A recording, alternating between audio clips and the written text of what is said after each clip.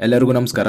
ಕರ್ನಾಟಕ ಪರೀಕ್ಷಾ ಪ್ರಾಧಿಕಾರದ ಕಡೆಯಿಂದ 2025ನೇ ಸಾಲಿನಲ್ಲಿ ಹೊಸದಾಗಿ ಕರೆದಿರುವಂತಹ ವಿವಿಧ ನೇಮಕಾತಿಗಳಿಗೆ ಸಂಬಂಧಿಸಿದಂತೆ ಈ ವಿಡಿಯೋದಲ್ಲಿ ಕರ್ನಾಟಕ ಪರೀಕ್ಷಾ ಪ್ರಾಧಿಕಾರದಿಂದ ಸ್ಪರ್ಧಾತ್ಮಕ ಪರೀಕ್ಷೆಯ ವಿಧಾನದಲ್ಲಿ ಬದಲಾವಣೆ ಮಾಡಿರುವಂತಹ ಕೆಲವು ವಿಷಯಗಳ ಬಗ್ಗೆ ಮಾಹಿತಿಯನ್ನು ತಿಳಿಸ್ಕೊಡ್ತಾ ಇದ್ದೀನಿ. ಸ್ಪರ್ಧಾತ್ಮಕ ಪರೀಕ್ಷೆಯಲ್ಲಿ ಮಾಡಿರುವಂತಹ ಕೆಲವು ಬದಲಾವಣೆಗಳ ಬಗ್ಗೆ ಹಲವಾರು ಅಭ್ಯರ್ಥಿಗಳಿಗೆ ಗೊಂದಲ ಇರ್ತದೆ. ಅಂತ ಅಭ್ಯರ್ಥಿಗಳು ಪರೀಕ್ಷೆಗೆ ಹೋಗುವ ಮುಂಚೆ ಈ ವಿಡಿಯೋನ ಒಮ್ಮೆ ನೋಡ್ಕೊಂಡು ಹೋಗಿ, ಯಾಕಂದ್ರೆ ಈ ವಿಡಿಯೋದಲ್ಲಿ ಬದಲಾವಣೆ ಬಗ್ಗೆ ನಿಮಗೆ ಇರುವಂತಹ ಗೊಂದಲಗಳಿಗೆ ಕ್ಲಾರಿಫಿಕೇಶನ್ ನೀಡ್ತಾ ಇದ್ದೀನಿ. ಆದ್ದರಿಂದ ವಿಡಿಯೋನ ಪೂರ್ತಿ ನೋಡಿ ಮಾಹಿತಿನ ತಿಳ್ಕೊಳ್ಳಿ. ಮೊದಲನೇದಾಗಿ, ಈಗಾಗಲೇ ನಿಮಗೆ ಗೊತ್ತಿರೋ ಹಾಗೆ ಕೆಎ ಕಡೆಯಿಂದ ಸ್ಪರ್ಧಾತ್ಮಕ ಪರೀಕ್ಷೆಯಲ್ಲಿ ಕೆಲವು ಬದಲಾವಣೆಗಳನ್ನು ಮಾಡಿದ್ದಾರೆ.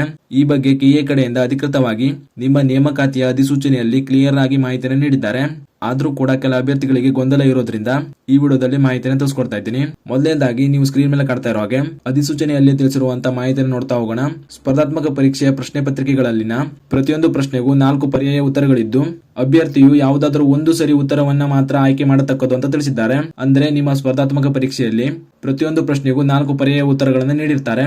ಅದರಲ್ಲಿ ನಿಮಗೆ ಆನ್ಸರ್ ಯಾವುದು ಅಂತ ಅನ್ಸುತ್ತೋ ಆ ಉತ್ತರವನ್ನ ಶೇಡ್ ಮಾಡಬೇಕಾಗಿರ್ತದೆ.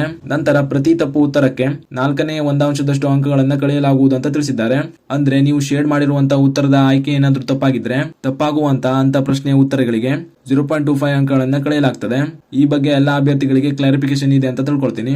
ಈಗ ಕೆಎ ಕಡೆಯಿಂದ ಬದಲಾವಣೆ ಮಾಡಿರುವಂತಹ ವಿಷಯದ ಬಗ್ಗೆ ನೋಡೋದಾದ್ರೆ, OMR ಉತ್ತರ ಪತ್ರಿಕೆಯಲ್ಲಿ 5ನೇ ಆಯ್ಕೆ ಅಥವಾ ವೃತ್ತವನ್ನ ನೀಡಿದ್ದು, ಉತ್ತರಿಸದೇ ಇರುವ ಪ್ರಶ್ನೆಗಳಿಗೆ 5ನೇ ಆಯ್ಕೆ ಅಥವಾ ವೃತ್ತವನ್ನ ಶೇಡ್ ಮಾಡಲು ಕೊನೆಯ ಬೆಲ್ ಆದ ನಂತರ ಹೆಚ್ಚುವರಿಯಾಗಿ 5 ನಿಮಿಷಗಳನ್ನ ನೀಡಲಾಗುವುದು. ಯಾವುದೇ ಆಯ್ಕೆಯನ್ನ ಅಥವಾ ವೃತ್ತವನ್ನ ಶೇಡ್ ಮಾಡದಿದ್ದರೆ ಪ್ರತಿ ಪ್ರಶ್ನೆಗೆ 4ನೇ 1/1 ಅಂಕಗಳನ್ನ ಕಡಿತಗೊಳಿಸಲಾಗುವುದು ಅಂತ ತಿಳಿಸಿದ್ದಾರೆ. ಅಂದ್ರೆ ಪ್ರತಿಯೊಂದು ಪ್ರಶ್ನೆಗೂ ಕೂಡ 4 ಪರ್ಯಾಯ ಉತ್ತರಗಳನ್ನು ನೀಡಿರ್ತಾರೆ. ಆ 4 ಪರ್ಯಾಯ ಉತ್ತರಗಳಲ್ಲಿ ನಿಮಗೆ ಯಾವ ಆಯ್ಕೆ ಆನ್ಸರ್ ಅನ್ಸುತ್ತೋ ಆ ಆಯ್ಕೆಯನ್ನ ಶೇಡ್ ಮಾಡಬೇಕಾಗಿರ್ತದೆ. ಈ 4 ಪರ್ಯಾಯ ಉತ್ತರಗಳ ಜೊತೆಗೆ ಪ್ರತಿಯೊಂದು ಪ್ರಶ್ನೆಗೆ 5ನೇ ವೃತ್ತ ಕೂಡ ನೀಡಿರ್ತಾರೆ. ಇದನ್ನ ಯಾಕೆ ನೀಡಿರ್ತಾರೆ ಅಂದ್ರೆ, ಯಾಕಂದ್ರೆ ನಿಮ್ಗೇನಾದ್ರೂ ಯಾವ್ದಾದ್ರು ಪ್ರಶ್ನೆಯ ಉತ್ತರ ಗೊತ್ತಿಲ್ಲ ಅಂದ್ರೆ ಅಥವಾ ನೆಗೆಟಿವ್ ಆಗುತ್ತೆ ಅಂತ ಯಾವ್ದಾದ್ರು ಪ್ರಶ್ನೆಯನ್ನ ಬಿಡಬೇಕು ಅಂತ ಇದ್ರೆ ಅಂತ ಪ್ರಶ್ನೆಗಳನ್ನ ಈಗ ಆಯ್ಕೆ ಮಾಡದೆ ಬಿಡೋ ಹಾಗಿಲ್ಲ. ಆಯ್ಕೆ ಮಾಡದೆ ಬಿಡಬೇಕು ಅಂತಿರುವಂತ ಅಂತ ಪ್ರಶ್ನೆಗೆ ನೀವು 5ನೇ ಆಯ್ಕೆಯನ್ನ ಶೇಡ್ ಮಾಡಬೇಕಾಗಿರ್ತದೆ. ಹೀಗೆ ಮಾಡೋದ್ರಿಂದ ನಿಮ್ಗೆ ಯಾವುದೇ ರೀತಿ ನೆಗೆಟಿವ್ ಆಗಲ್ಲ. ಒಂದೊಮ್ಮೆ ನಿಮ್ಗೆ ಗೊತ್ತಿಲ್ಲದೆ ಇರುವಂತ ಪ್ರಶ್ನೆಗಳಿಗೆ ಯಾವುದೇ ಆಯ್ಕೆಯನ್ನ ಶೇಡ್ ಮಾಡದೇ ಇದ್ರೆ ಅಂತ ಪ್ರಶ್ನೆಗೆ ನೀವು 0.25 ಅಂಕಗಳನ್ನ ಕಳ್ಕೊಳ್ತೀರಾ. ಆದ್ರಿಂದ ನಿಮಗೆ ಗೊತ್ತಿರುವಂತ ಪ್ರಶ್ನೆಗಳಿಗೆ ಮೊದಲ 4 ಆಯ್ಕೆಗಳಲ್ಲಿ ಆನ್ಸರ್ ಇರುತ್ತೆ. ನಿಮಗೇನಾದ್ರೂ ಆನ್ಸರ್ ಗೊತ್ತಿಲ್ಲ, ಈ ಪ್ರಶ್ನೆನ ನಾನು ಬಿಡಬೇಕು ಅನ್ನೋ ತರ ಇದ್ರೆ ಅಂತ ಪ್ರಶ್ನೆಗಳಿಗೆ 5ನೇ ಆಯ್ಕೆನ ಆಯ್ಕೆ ಮಾಡಬೇಕಾಗಿರ್ತದೆ. ಹೀಗೆ ನೀವು ಬಿಡುವಂತ ಪ್ರಶ್ನೆಗಳಿಗೆ ಶೇಡ್ ಮಾಡ್ಲಿಕ್ಕೆ ಪರೀಕ್ಷೆ ಮುಗಿದ್ಮೇಲೆ ಹೆಚ್ಚುವರಿಯಾಗಿ 5 ನಿಮಿಷಗಳನ್ನ ನೀಡಲಾಗ್ತದೆ. ಆಗ ನೀವು ಬಿಡಬೇಕು ಅಂತ ಇರೋ ಪ್ರಶ್ನೆಗಳಿಗೆ 5ನೇ ಆಯ್ಕೆಯನ್ನ ಶೇಡ್ ಮಾಡ್ಕೊಳ್ತಾ ಬರಬೇಕು. ಹೀಗೆ ನೀವು ಯಾವುದೇ ಪ್ರಶ್ನೆಯ ಉತ್ತರವನ್ನ ಶೇಡ್ ಮಾಡದೆ ಬಿಡೋ ಹಾಗಿಲ್ಲ.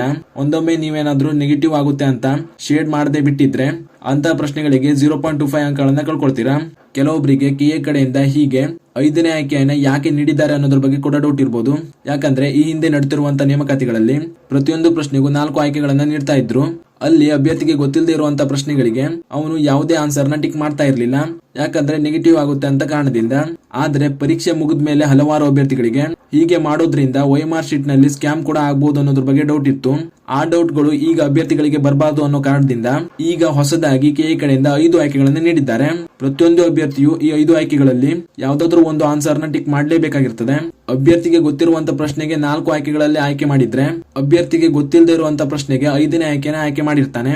ಹೀಗೆ OMR ಶೀಟ್ ನಲ್ಲಿ ಯಾವುದೇ ಉತ್ತರವನ್ನ ಆಯ್ಕೆ ಮಾಡದೆ ಬಿಡೋದಿಲ್ಲ.